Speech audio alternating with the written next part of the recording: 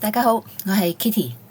今日繼續用牛奶液種做咗2款麵包，一半係做咗假牛角，另一半就做咗一條核桃吐司。低油低糖，而且一個麵團可以做2種麵包。做一種嘅話，用一半份量就可以啦。先一晚準備牛奶液種，室溫發酵半小時，放冰箱繼續發酵12小時至16小時。發酵咗12小時嘅波蘭種滿滿拉絲狀。牛奶液種撕成小塊，加入煮麵團所有材料，除咗岩鹽同埋黃油，打至粗末，加入鹽，室溫軟化黃油，先低後高，打至有薄膜，收成圓形，室溫28至30度發酵至雙倍大。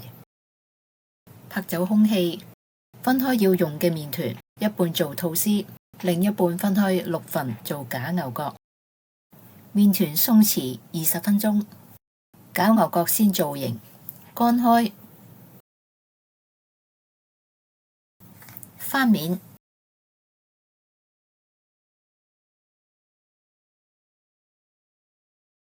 頂部 cut 開，向兩邊輕輕拉開，就加咗少少牛油，大概中間呢個位置，從上向下捲，一隻做咗原味，另一隻加咗花椒葉，發酵至雙倍大，搽蛋液，加少少白芝麻同埋花椒葉，出爐之後好香啊！